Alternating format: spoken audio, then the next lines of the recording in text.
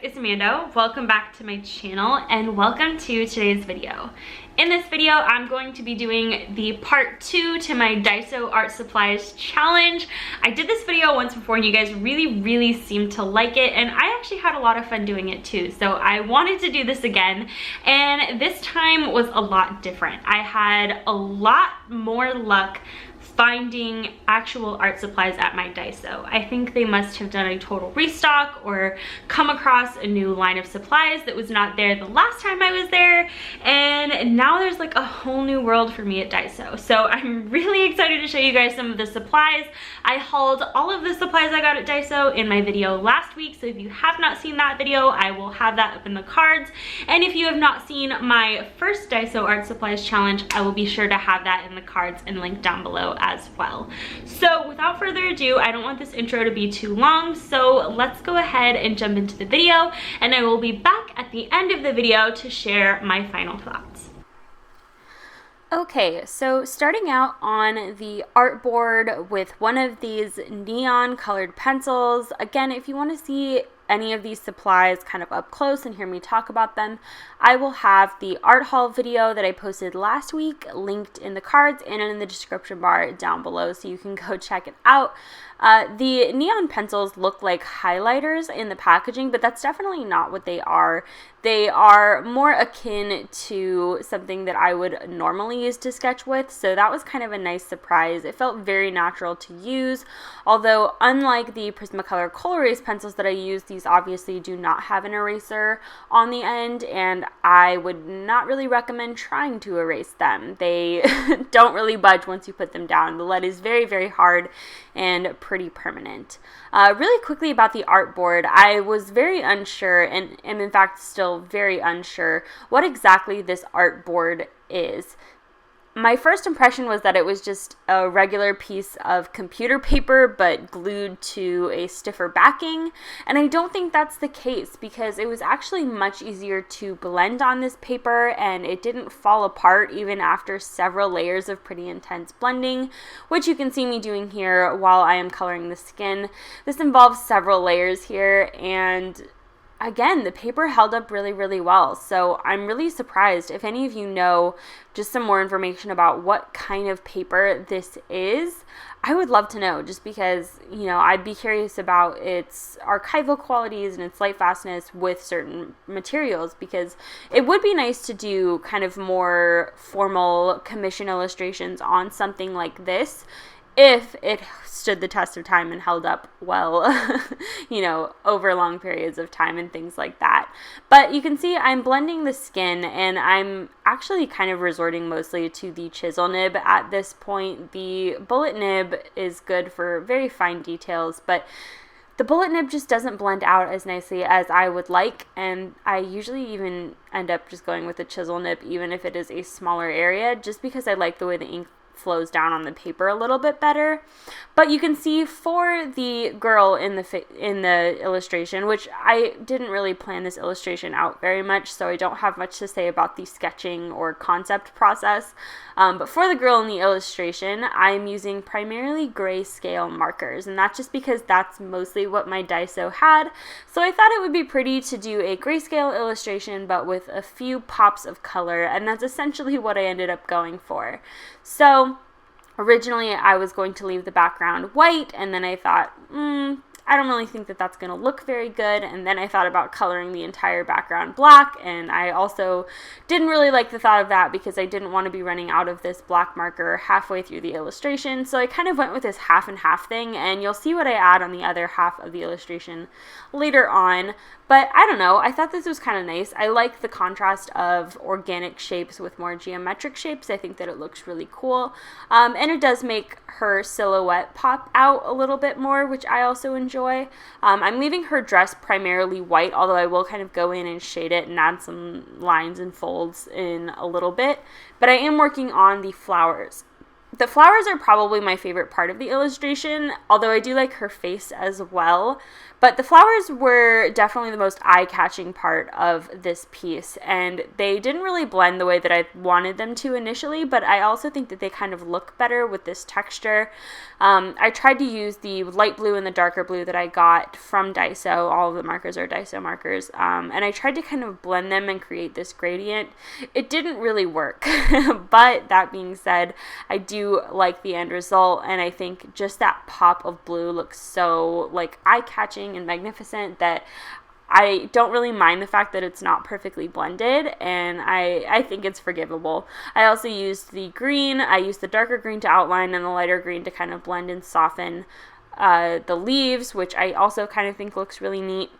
One thing I will mention, the Daiso markers come with a colorless blender. It's not necessarily your traditional colorless blender in that it's going to pick up the ink.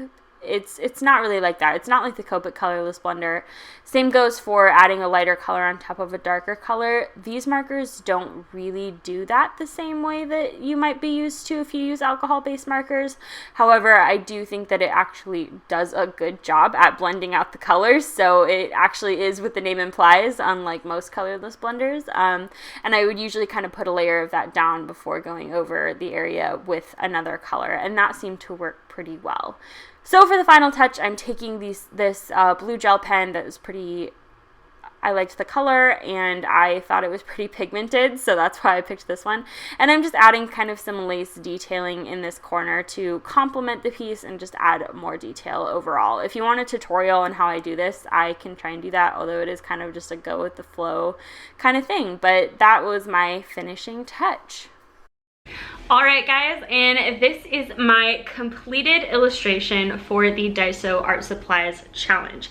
Now, I'm actually pretty happy with the way that this turned out. Not just the way the supplies performed, but I'm also kind of just proud of the sketch in general. I think this turned out really, really cute. I didn't have a lot of expectations going into this challenge, so this is alright. This is alright in my opinion. First, let's talk about the paper or the Daiso artboard that I decided to color this on. Now, as you can see on the back, there is no bleed through, which is really nice. I was worried that the surface of the paper was not going to be thick enough or durable enough, but I actually found that not to be the case at all. It held up really well. The paper didn't tear or fall apart in any of the places, especially during the blending process. I was really, really concerned about that, and it turned out to be totally fine. Now, I will say that the markers have a certain texture on this paper that I don't know if you'll really be able to see. You can see it especially here on her arm. It just has a graininess to it that I don't actually think is a bad thing, but it is something to be aware of, and I can't really say for sure whether that's the artboard or the markers. I kind of have a feeling it might be the markers and a little bit of an over blending thing.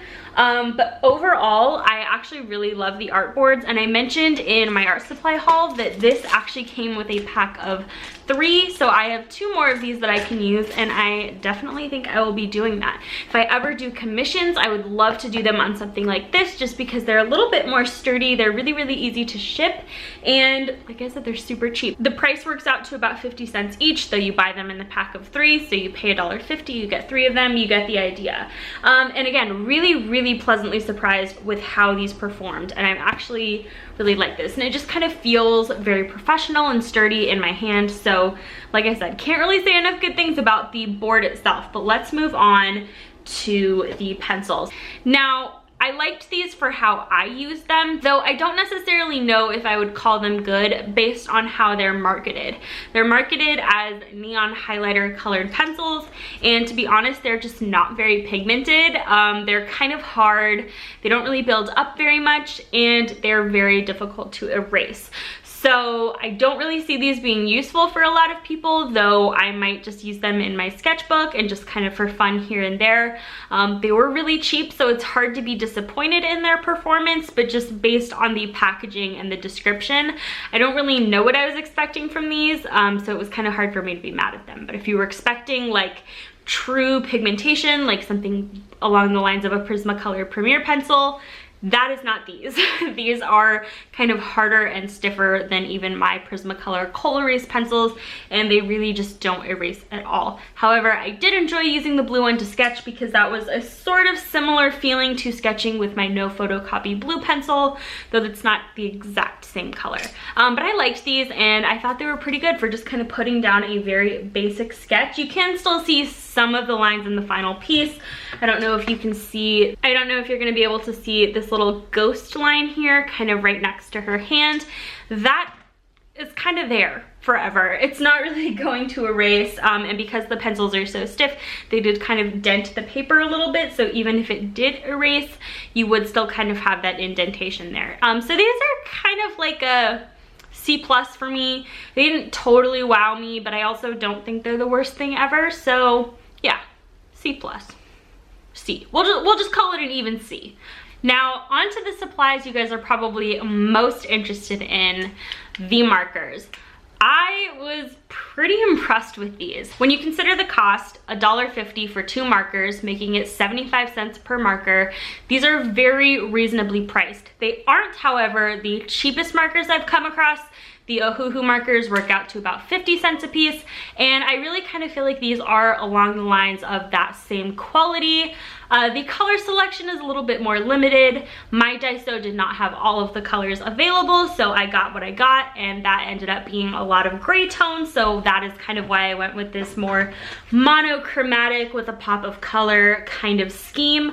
But I really liked working with the grays that I had. I'm going to be doing another video entirely all about Daiso dupes. So I'm going to be going through all the Daiso art supplies I have and trying to find dupes or similar art supplies in my collection, and that is going to be an entirely separate video. So I will be trying to find color dupes for all of the Daiso markers in my Copic collection and various other kinds of pens and pencils as well. So if you're interested in that, make sure you're subscribed and stay tuned. But overall, I have to say I'm really happy with the markers.